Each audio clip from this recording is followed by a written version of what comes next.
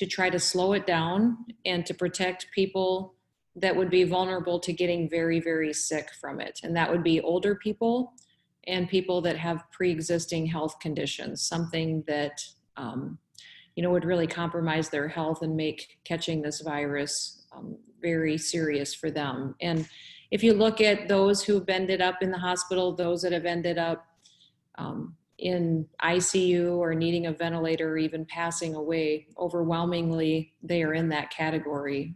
It's exactly those folks that are struggling. So what we did in South Dakota, by folks staying home and doing social distancing, washing their hands, it worked. It worked better than it did in every other state. We bent our curve by 75%, which means we cut our hospital bed need on our peak date on our projections from 10,000 beds is what we thought we would need to less than 2,200, and every day that number is going down. So we know now with confidence we'll be adequately able to take care of anybody who would get sick because we slowed down the spread. And then the great thing that is encouraging to me is that because we've slowed it down, we're better prepared too. You've seen the country has some options now for therapeutics, for medications that help people. We've got a lot more supplies than we would have had we let everybody get sick right away and not done anything to slow down the spread. We're better prepared, and so that's just a wonderful thing for us. So just continue to remind people to focus on hospitalization rates. We can handle 2,200 people in the hospital in South Dakota on our worst day, and the most we've had so far is less than 100. So we're in good shape, and I think we will be going forward because we're better prepared than we ever have been. So I know you all have been meeting on Friday nights since mid-January to discuss best practices, and thank you for that and for being a part of that team that is preparing to take care of folks should we need it, and have been doing that already. I know the Department of Health team provides calls on Monday mornings at 10. If you guys need more information from us, if you need more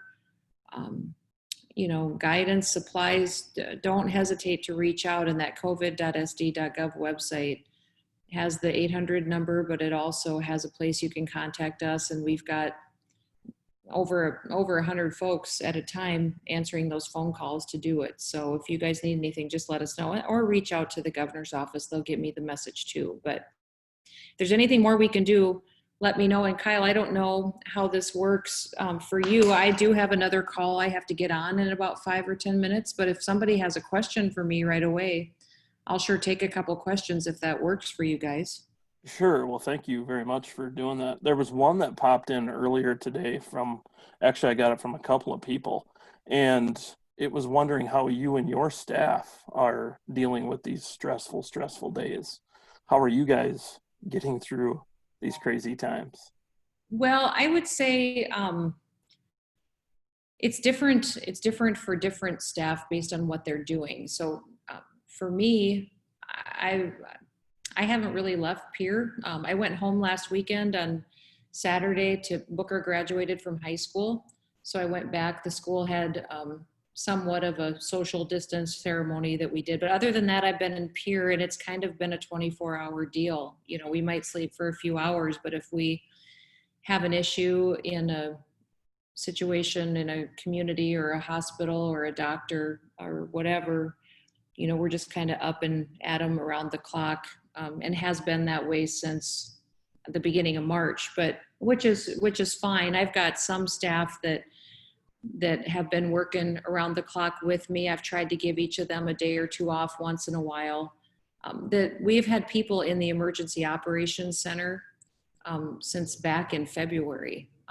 But we have been able to get enough state employees to swap places with them. We've been able to give them a weekend off here or there.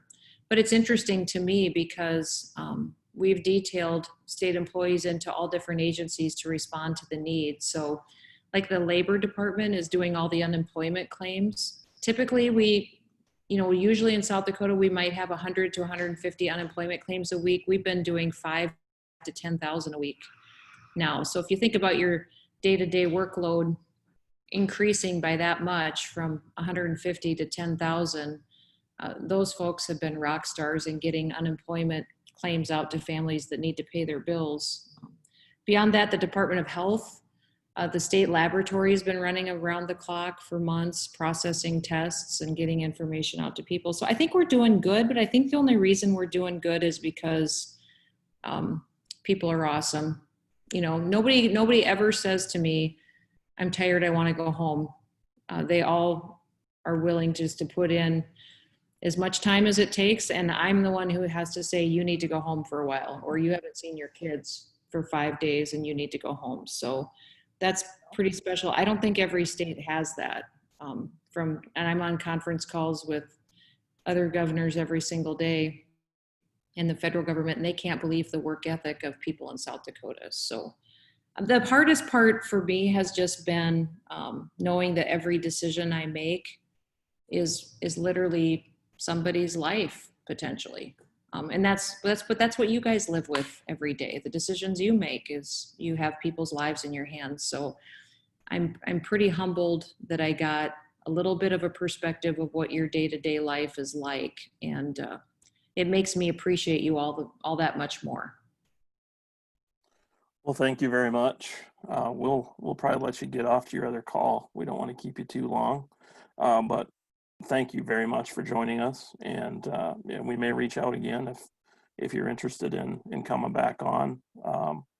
And a big shout out to the Department of Health, the EMS side of things has done a fantastic job. Marty and his team, and everybody has done just a great job in getting information out, and we just really appreciate that. We appreciate you and your staff leading us through this. So thank you very much, Governor. If there's more I can do, you just let me know. I know that, you know, we're going to see, they don't anticipate that we're going to have a peak anymore. What they're thinking is that because of the way this is playing out across the country, that we'll see a spike in infections and then it'll go down and then it'll go up and it'll look more like a wave, you know, where before you guys probably saw me put up a graph that looked like a big hill. And then we kind of turned that into a smaller rolling hill. Well, now it looks like it's going to be like waves, you know, on the ocean, where we'll go up and down, but as long as we don't peak too high, we'll be just fine. So, but unfortunately, this isn't going to get over in a week or two. We're going to be doing this for quite some time. So I'm just hopeful everybody doesn't get discouraged and hang in there with me. But boy, we're doing better than any other state right now. So I think it's just a testimony to the people that are here. So, but if you can think of, even if it's an out of the box request, let me know. We'll try to make it happen for you. Okay. Sounds good. Thank you very much. Thanks. We appreciate you being on.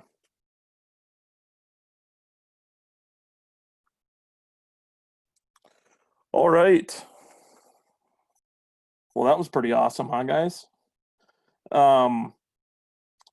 So first off tonight, we do have Keith Sharisky on. And Keith, if you kind of want to jump in, the governor opened for you, so we're ready for you, man.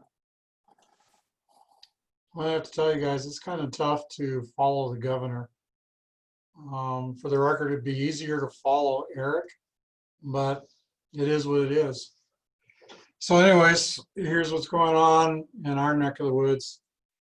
Brown County has 79 active cases. Aberdeen Fire Rescue has been transporting a minimum of 1 positive or 1 PUI, person under investigation for COVID-19. So we're getting pretty, I don't want to say comfortable, but comfortable with how to disinfect our ambulance and disinfect ourselves and take care of our insides. Short story is, make sure you wear all your PPE. This includes glasses, N95 mask, and nitrile gloves. Your glasses have to have side shields. Latest science is suggesting that even though we're wearing masks and we have our gloves on, the quickest route, even though it's a respiratory droplet, is entering through the eyes. So please make sure you have your eye protection on. Definitely sanitize your work areas and things like that. I sent out a video today showing how in a half hour Pretty well much can contaminate about 10 people in a just regular restaurant, sitting, eating area. The surrounding counties for us, Clark County has 3 actives. Day County is down to 1. Spink County lost its active, so they're down to 0. And Dickey County, North Dakota is down to 0. Dickey County, North Dakota was in the process of doing some mass testing in their nursing homes. There is no suspicions as of yet. They're just doing it to be proactive, as I understand it. When I get back, I want to get back to talking about sanitation of your ambulances. Make sure that when you pick up a patient, please don't get complacent with the signs and symptoms. There are COVID positive patients out there, you've heard them on the news, that are positive, that have no signs and symptoms. And then later, when you get to the hospital, it turns out that they are positive, and we have to, when I say we, I'm talking all of us, have to go through and make sure our policies and procedures were followed and are in place. We are, I guess that's all I truly have to report, Kyle, unless there's specific questions. Yeah, thanks again, Keith. One thing I want to kind of say is I want to give a shout out to Keith Shurisky for coming on and talking to us every week that he's available. I know he's putting in some insane hours at the fire department leading this effort for them. And Keith, I appreciate you. I know this group appreciates you. We're just happy to have you. So Thanks very much, guys. I greatly appreciate that. You bet. We did get a question that popped in, Keith. What can you add to the wave conversation? We have been preparing our people for a potential increase in June, and we may still see this, but will the wave concept, is there anything we should be doing differently? So short story, very good question. No, we don't need to be doing anything different. We just need to keep on doing what we're doing. We have to pay attention to what's going out into the public. Public sentiment throughout the United States is changing, and it has every right to change. But our job as EMTs, paramedics, firefighters, nurses, first responders, first receivers is just to keep educating the people. For us, as far as the wave is concerned, like Governor Noem said, we're doing everything we're supposed to be doing. And as long as we keep doing everything we're supposed to be doing, life is good. I want to follow that up with, please take care of yourselves. I've seen in the department here that we've had a couple crews that for one reason or another, they're getting all the COVID patients. They're getting kind of stressed out, and I know people talked about that, but I'm seeing it. So please keep an eye on one another, and don't hesitate to reach out to your friends, coworkers, or somebody you trust. I hope that answers that question, Kyle. Yeah, I think Dave posted that one, and if you could just chime in there, Dave, make sure that was answered, that'd be great. Also, another one that I'd gotten earlier today, Keith, kind of more directed at you, is you touched on a little bit where you guys are hauling COVID patients, you're transporting COVID patients now. How is that going as far as the PPE that you're using, things like that? How, just overall, how's it been going? I know you've said that you've been kind of transporting them for the better part of a week and a half, 2 weeks. Could you just maybe elaborate a little on that if you could? You bet. Let's talk about the psychology of it. The first groups or the first crews that took COVID positive patients, it was kind of an eye-opening experience because it's, oh my God, we're taking care of a COVID patient. And then once you get in and you start doing your job, you realize that it's really truly no different. You're just wearing eye protection, N95s, and nitriles. So here's some of the drawbacks to that. In the N95s and eye protection, When you have those on, they do tend to fog up your glasses. On the Hazmat World side and the USAR World side, we are using a liquid dish soap or shaving cream on the inside and outside of the glasses. You rub it on, you rub it in really good, and then you wipe it off. That is tending to help with the fogging. The assessment of the patients is still the same. It's just you're taking a little bit more careful as far as what you're touching, where you're setting stuff down, and things like that. When you meet a patient, it is imperative that you put a mask on your patient, either a surgical mask or non-rebreather at 10 liters or greater per minute. I can't stress that enough. By just doing that, that reduces your risk to, well, I can't say near nothing, but as long as you put that mask on that patient, and if for any reason a PPE breakage occurs on you, you're not taken out of the abilities to work. So for the ALS people out there, I know I see a couple paramedics on here. When you're doing the high-risk procedures, and again, remember, high-risk procedures are nebulizing medications, intubations, CPR, things like that. You need to have a gown on. I am hoping some of you guys have seen videos or have read information about taking a simple piece of plastic and putting it over your patient's head. Now, when I say that, that doesn't mean put a rubber band around the plastic and on their neck, okay? You put that plastic over their head while you're doing the intubation and while you're doing the bagging and stuff. That keeps the droplets from the patient from being aerosolized. It doesn't keep them from being aerosolized, it just keeps it from being spread batter, as best English I can give. Does that work? Yes, sir. Thank you very much. Another question that popped in for you, Keith, is how long can the virus live on a hard surface, door handles, clothes, bedding, etc.? So the science suggests that it could die in UVC light as quick as 5 minutes, or it can live on a surface with moisture for up to 5 days. But here's the thing, it depends on what paper you read. The science is still coming back on that. I still read it and research it. I try to every day. The best advice that I can give, and keep in mind it's only advice, you guys have to make your own decision, is air works really great, and then wash whatever you need to wash, and then sanitize with the CDC says a hospital grade disinfectant or sanitizing solution. I find, I've talked to one of our chemical gurus at Northern. He says, and I quote, window cleaner will kill it. And when I talk to him about that, it's the ammonia in there.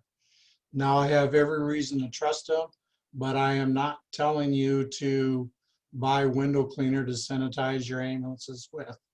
It's just that he understands the ammonia, and the quaternary ammonia that's in there is doing a really good job at killing it. So they answer the question, how long can it live? Depends what paper you read. 10 minutes up to 5 days. Thank you very much, Keith. Does anybody else have any questions for Keith?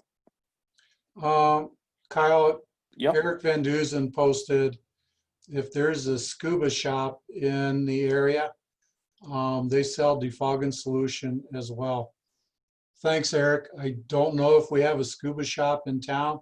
I don't ever remember seeing one, but I'll definitely put that on my list to look for and see what I can do. Another question popped in. Are they still saying wash uniform in hot water? Okay, so that's a misnomer as far as washing uniforms in hot water. The short story for the virus, like most coronaviruses, what they need is friction and soap. So warm water, a good quality soap, not overdone on the soap, and then wash on normal wash cycles, and dry in a dryer. You do not have to worry about contaminating other clothes, and it is safer for the clothes and safer for you. Just remember that when you're taking contaminated clothes off, you have to do it in a protected manner, which simply means a mask and gloves.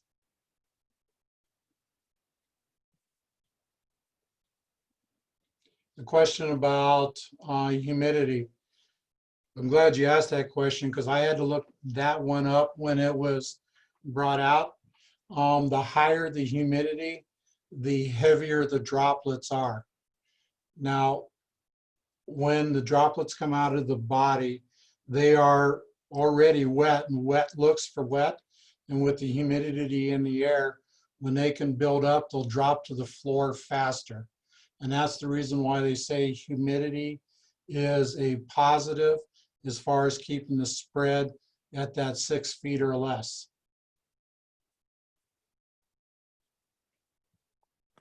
Keith, I have another one that popped in there. I don't know if you saw that one. Does it matter what kind of soap? No, just a good quality soap. This is not going to be the one. You don't go out and buy the $28 load soap. Just a regular Tide, Cheer, just a regular, normal, everyday soap. Okay. A couple other ones popped in too. Okay, so what I'm reading about pulse ox numbers, there is science out there, and it's still being reported throughout CDC, WHO, and other credible medical websites, that there are patients that are coming in that are, I'm going to say, use the words acting normally, but their pulse oximetry readings are down in the upper 80%. And they're still trying to figure that out.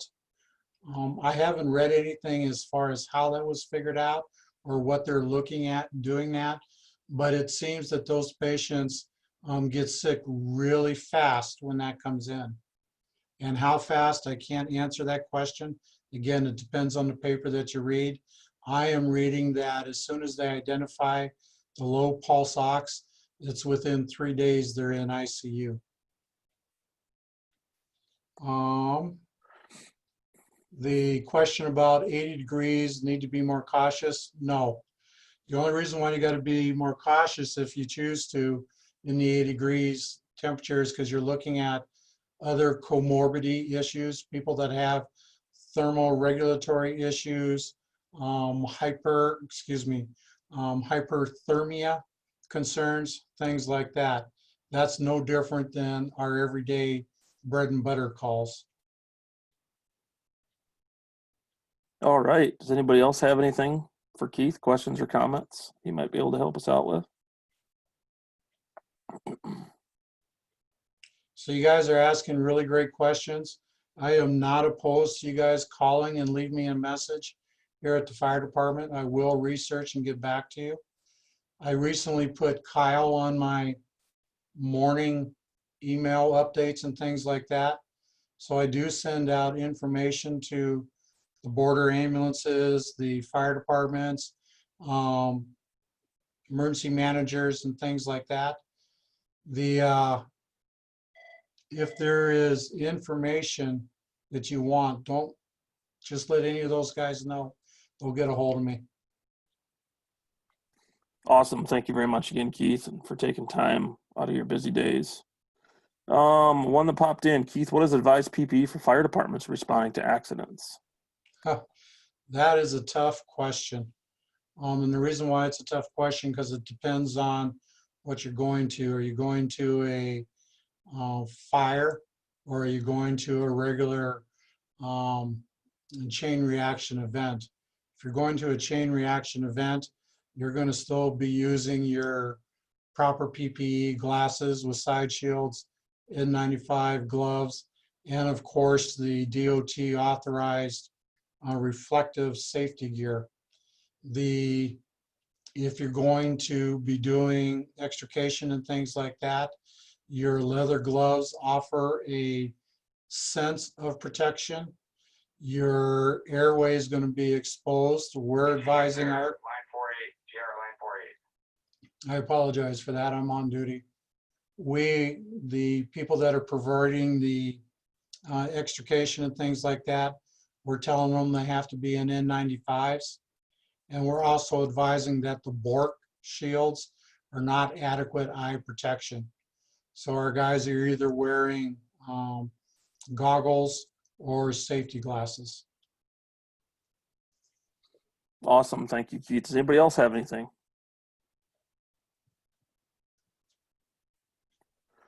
All right. If you do have something, that just put it in the chat. We'll jump back to it. I did put out a question in the chat just asking if you guys want to continue to have these talks, and if Thursdays work a little bit better than Fridays. So if you guys could respond in the group chat, that would be great, just so we can make sure that we're still reaching the people that we need to reach, and everybody's still enjoying having these. So with that, I am going to invite Mr. Marty Link to say a few words. Marty is the Director of the Emergency Medical Services for the state of South Dakota, and he has so graciously gotten on our call again tonight, and we're very, very happy to have him. And Marty, it's all yours. Hey, Kyle, thank you so much, and thanks everybody for taking time out of your night to do these communications. Excuse me.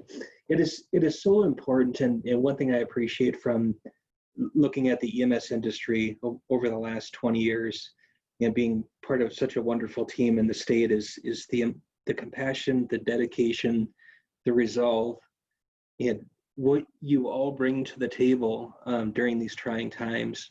And it's heartwarming to see all the work that's being done, especially that behind the scenes where we may not fully appreciate the hours that people are putting in, or we may not fully appreciate the stresses that people are enduring in day-to-day lives and so forth. But this type of communication and getting together as a team and looking out for each other and spreading the information and good information so that others can be safer out there for themselves and their families and their patients is just incredibly wonderful. And as we transition into the future and we look at different mediums for training and education, boy, what a powerful sentiment this is to see how technology can work. Now, obviously, we want to be together. We want to be in the same room with each other. But when times tell us we can't, this is second best. So I wanted to just share, and Keith spoke to this as well. But with the waves that Governor Noem talked about, we still need to be ever vigilant when it comes to COVID. And we have really all the control in the world when it comes to spreading this from one patient to the next. And like Keith said, I hope that we take the proper precautions and that we clean those trucks. And there's all kinds of methods that people are doing it. They're being it's kind of interesting. You talk to different services and they'll go and buy a defogger from the hardware store, and they'll put the chemical in and they'll run in the back of the truck, and it'll basically saturate the whole thing, and they'll let it sit for 10 minutes and then wipe it down. But that's one thing that we can control, and the spread of this virus. And whether it's a known COVID patient that we're transporting or just a suspected one, we need to make sure that we take that time and do our due diligence so that everybody knows that we're doing everything in our power to be able to stop the spread of this. There's one thing I wanted to mention in regards to PPE, and Keith mentioned this as well.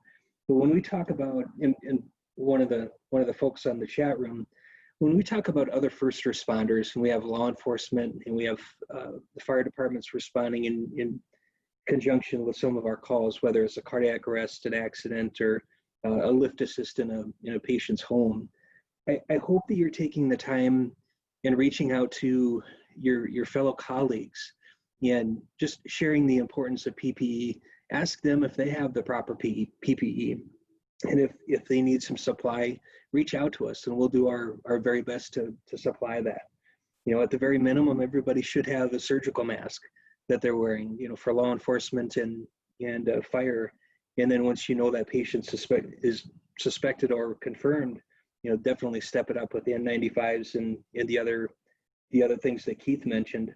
We've had a couple calls come into the EOC regarding the driver. So you load the patient up in the truck. It's a confirmed COVID. The driver comes, you know, goes to the driver's compartment, and sometimes they'll take off their PPE. I strongly recommend, and this follows CDC guidance, that driver keeps and maintains that PPE on all through the entirety of the call, just so there's not any type of transmission of the air in between the front and the back compartment. I know some of these ambulances are so sophisticated that there is no way that air can be transferred from one compartment to the next. But we need to be ever vigilant of that. It's also a good idea to check and continue to monitor the risk assessment that CDC puts out. We've had a number of calls that come in and say, the individual say, you know, we had put on our mask and we had taken care of a COVID patient. Can I go back to work? Or do I have to be on a quarantine? And that CDC risk guidance will provide very, very strong detail as far as who needs to be on quarantine and who doesn't. And when you look at South Dakotans, especially our volunteer EMTs, many of you have full-time jobs that you go to. And bless your heart for going on these ambulance responses, but we want to make sure that you're protected and that you can safely return to your work instead of having to be quarantined for 14 days. So please look at that risk assessment if you haven't done so already. We did send out a survey to all the EMS directors, and I believe this went out last Monday, that basically asked some very basic questions as far as capacity of the ambulance personnel. So if you had one 2-member crew that had to be on quarantine, what would that do to your ambulance service? Would you need additional support, etc.? And then we asked the same question if there was 2-member crews that had to be under quarantine. And it's truly remarkable how, you know, if you have 1 or 2 crews that have to be out, how that service says, yeah, indeed, we wouldn't be able to resume day-to-day operations. We would need external help. And I know this was mentioned on this call before, but it's so important to reach out to your neighboring organizations, EMTs within your community, other resources that you have at your disposal, just in case you have a crew that has to go into quarantine. What other assets do you have? We spoke this morning to hospital leadership and nursing home leadership regarding patient movement, patient transportation. And in that conversation, we basically shared with them what our current status is with EMS personnel and the physical ambulance assets that we have, and then our surge capacity. And that surge capacity is really the transporting services and the National Guard. We've been doing extensive work with the National Guard, and they have just been incredible to work with as a team. But really how we look at this surge and this activation of the National Guard and mobilization, demobilization, as they call it, is we constantly monitor at the EOC the number of the types of calls that you guys are going on, the number of calls that you're going on. I think I mentioned this last week, that there was a 13.66% reduction in the amount of ambulance calls this year as opposed to last year under the January, February, March, April timeframe. But should we have to activate some kind of National Guard asset, we really want to make sure that we've exhausted all local and regional mutual aid resources. And we also want to make sure that we take into account if we're having surges in the Aberdeen area, but Sioux Falls is not experiencing surge. How do we get some of those Sioux Falls personnel up to Aberdeen? So those are the types of the conversations that we're having statewide. And as you all know, this is very fluid. Changes seems like on a day-to-day basis as far as our strategies to emerging spikes in different areas of the state. But I just, you know, at conclusion here, I just want to say how very proud I am to be a part of this organization within the state of South Dakota, and to be able to see what you all are doing and the wonderful work you're doing. It's truly incredible. Stay strong. Look out for your friends and your neighbors and your family. And thank you so much. So if there isn't any other questions, I'll go ahead and mute my line. So thank you. Thank you very much, Marty. Really, really appreciate you being on. Keith, did you want to add something there to the driver actions? Yeah, Marty spoke really well about that, and I greatly appreciate that. One of the things that we're doing up here in Aberdeen is when our driver is part of the patient care team. Now the question is when our driver is. Our lead EMT or paramedic goes in, makes contact, does a quick assessment, a quick risk assessment, then a quick assessment.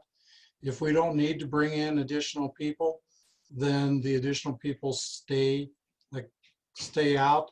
They stay PPE'd up in the event that they're needed at the drop of a hat. We don't bring in law enforcement. We just keep everybody outside the door. We attempt to walk our patient. If we can do all that, we don't panic too much about our driver. Our ambulances have the ability to be separated. Now, with that being said, if every time we transport a PUI or a COVID patient, the entire ambulance from front to back gets sanitized. For our law enforcement and our Brown County fire departments, we made the offer to fit test N95s. Several of them took us up on it.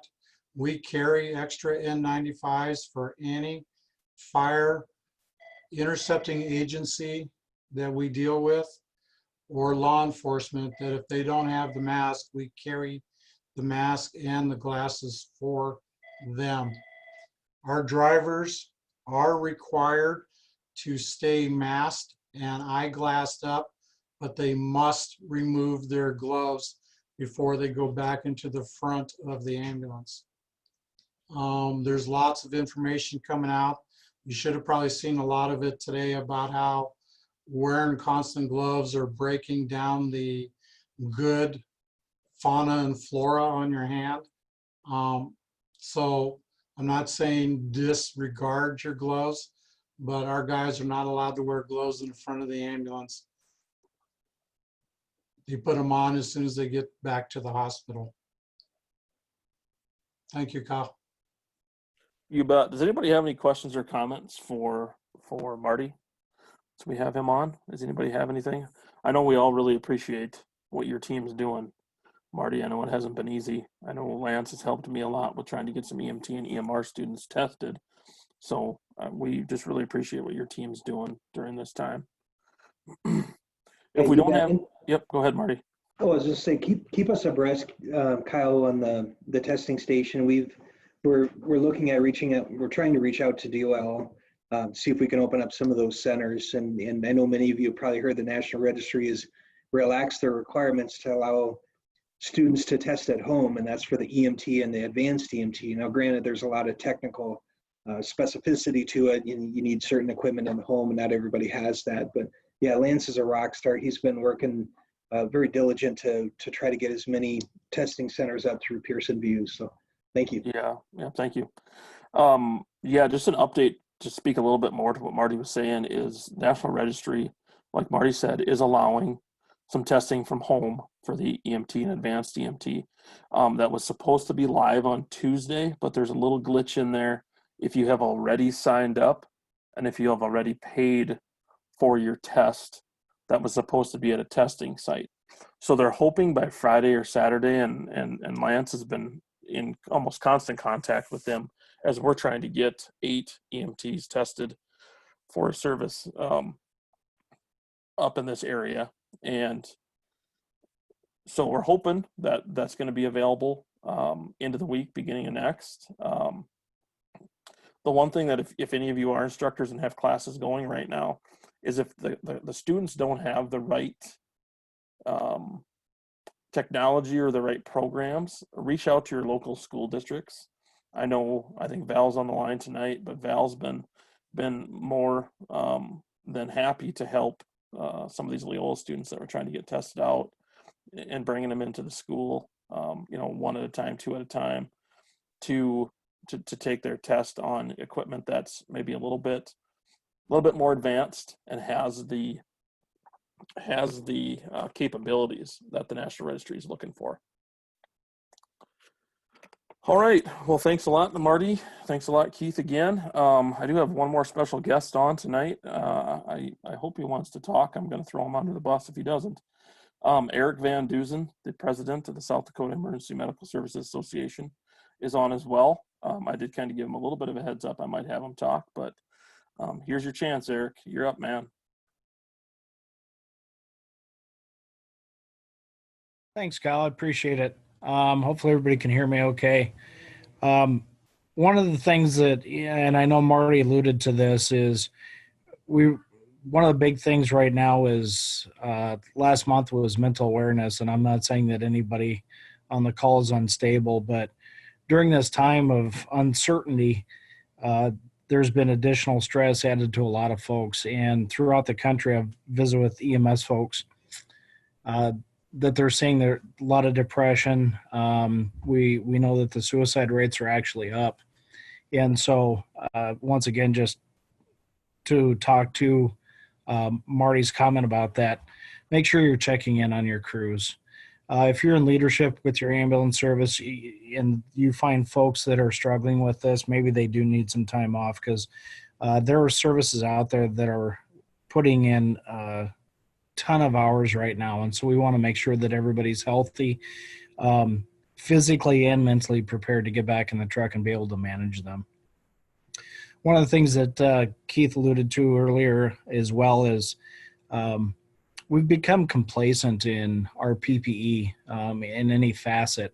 And I remember early on in my career, I was getting ready to start an IV on a patient, and my partner's like, "Hey, this patient's HIV." And I'm like, "Yeah, you should treat every patient like they're infected with something, because you really don't want to take those things home to your family and loved ones." And we all have a tendency to do that. And so by all means, every patient you should come across, they should be COVID positive in your mind, and it doesn't change your mindset. It just becomes kind of secondhand. And so be making sure that you're taking care of yourselves physically when it comes to PPE, mentally as well, and checking in on your friends and family. For this being my first time being able to jump in on your guys' training, I really appreciate what you guys are doing up there. You guys do an excellent job with education, and you have a pretty good group that I see on there tonight.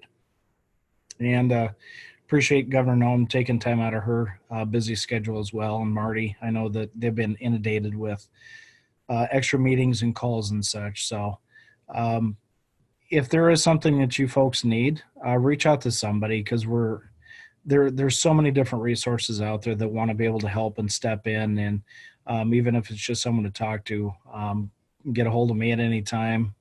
Like he said, call, leave a message. We'll get that information back. But like Governor Noem said, we are way ahead of the other states. And visiting with gentleman Henry Lewis out of South Carolina, he called me early in on this game and said, "You guys are going to do well with this," because we were looking at those numbers, and we really are. But we can't let that guard down, because it's just a matter of time, because this has to pass through the system. So keep up the great work, stay strong, but know that the new norm isn't necessarily normal, and it is going to take some time to get through this. Thank you, Eric. Appreciate you being on tonight as well. Anytime that you're able to, we will definitely welcome you onto the call. I did not prepare a slideshow tonight. For those of you that don't know, I have took a new position with the state of South Dakota as the Northeast South Dakota Deputy Fire Marshal. I'll be starting that on Monday, so I'm trying to wind down my previous job. So I did not get any slides prepared for tonight for some updates on numbers, but I will touch on a few things that I did list this afternoon in Governor Noem's press conference. They are going to start some mass testing in certain areas in the nursing home, assisted living type places. So you'll probably be hearing more about that in the coming days. I think they're planning on starting that next week. They're looking at a lot of tests. So the numbers are probably going to spike again, just like we've been talking about when we get these large testing events. We get the spikes in the numbers. So just, keep an eye on those, and then obviously use the resources that are out there. covid.sd.gov has a tremendous amount of information on it. I go to that website probably literally about 8 to 10 times a day, looking for stuff, looking for different things that people maybe come to me about that I can pass info along. So don't be afraid to use those sites, and jump on there and make it a favorite site, so it's there at the drop of a hat. Our numbers today, I think it was 60-ish, something like that, new cases that were brought out at about 10:30, and those of you that are on Keith's email list will see those trickle into you tomorrow morning. And with that, I don't really have a heck of a lot more. I guess we did have one question that popped in. Is it recommended for crews to wear N95s on all calls, not just respiratory calls, or will surgical masks and face shields provide the same protection? So Keith or anybody that wants to chime in on that one, we'd appreciate that. Keith or Marty or anybody can jump in on that one. On all calls, you should be in N95s, some sort of eye protection with side shields. They see the face shields provide same level of protection is the question. I can't honestly speak to the science of that. You see doctors, nurses, and everybody else wearing them. So my reading between the lines is yes. But on all calls, you need to be in N95s, eye protection, and gloves. The rationale for that, the surgical masks only protect the public. They don't necessarily protect you. And where I'm going with that is when you cough, sneeze, talk, breathe, the large droplets that come out get trapped in the surgical mask and keep them from going to other people. That's one of the reasons why you put a surgical mask on your patient. Thanks, Keith. Did anybody else wanna speak to that one, or did Keith get it? Yeah, this is Marty. I would encourage the group at some point to go to ems.st.gov and look at some of the past recordings, or jump on next Monday at 10. We have Keith Stahl that does an incredible job, very comprehensive overview of all the do's and don'ts that would be valuable as well. Awesome. Thanks, Marty. I've been a part of those calls and they're very, very informative. If you do not have the links for those, contact your service director. I believe they have the Zoom info for those calls. And then also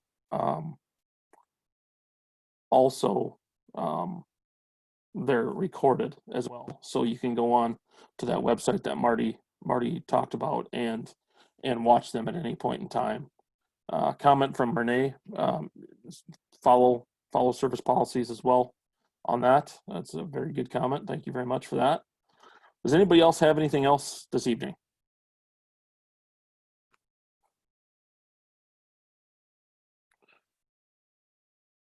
A comment, lots of asymptomatic patients out there that we don't know are positive until after the fact. Very good point. So that's why we need to be having all of our PPE on all the time, because we maybe run across somebody who's a carrier but is not exhibiting any of the signs and symptoms. So very good. Appreciate that.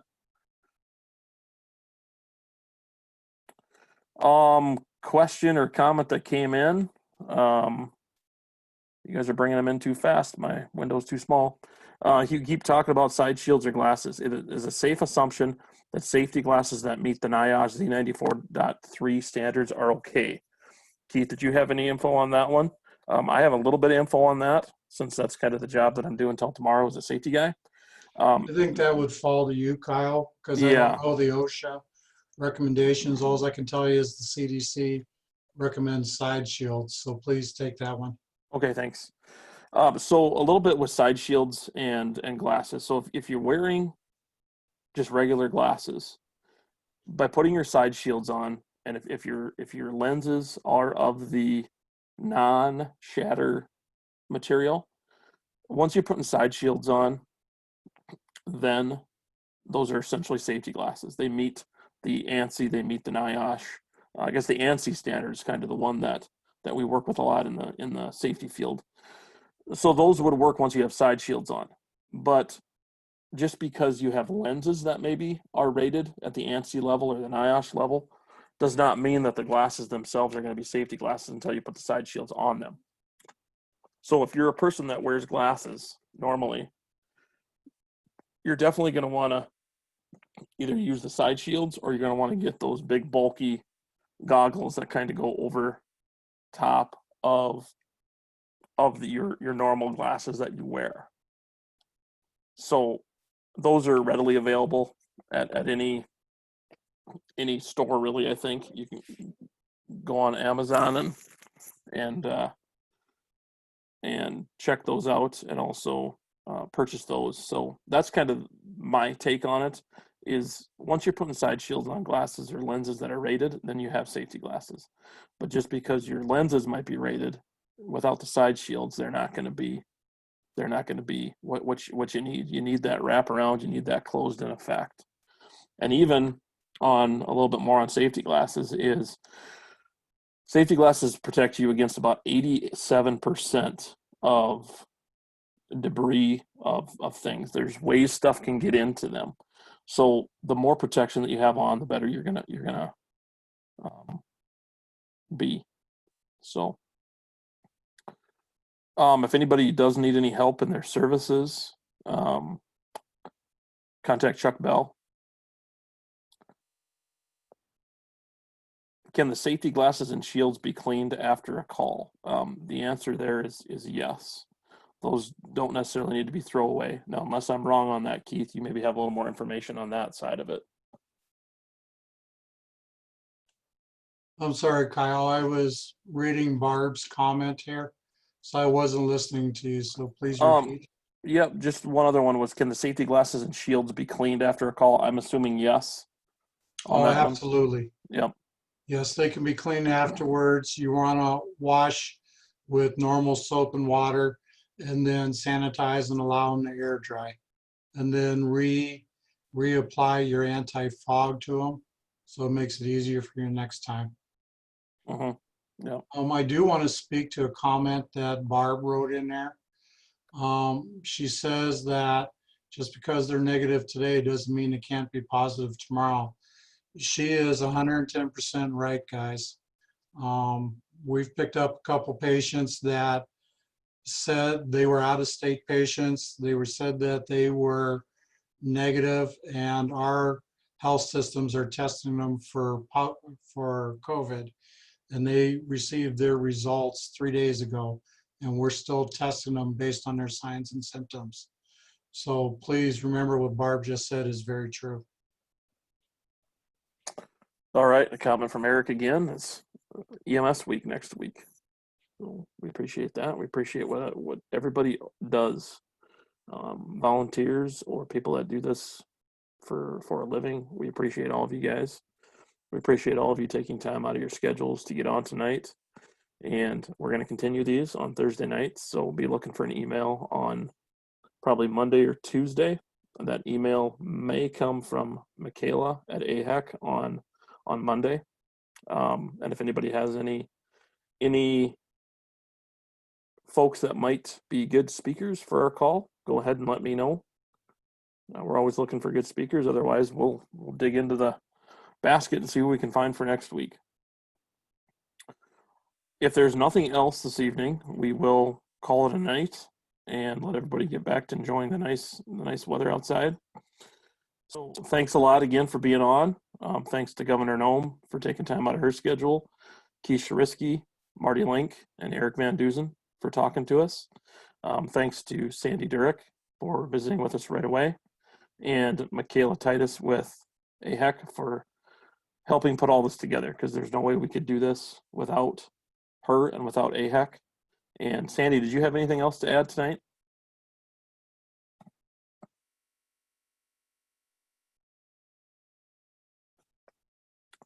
I don't think so. So with that, we'll call it a night. Everybody have a safe weekend and a good rest of your week. And see you next week.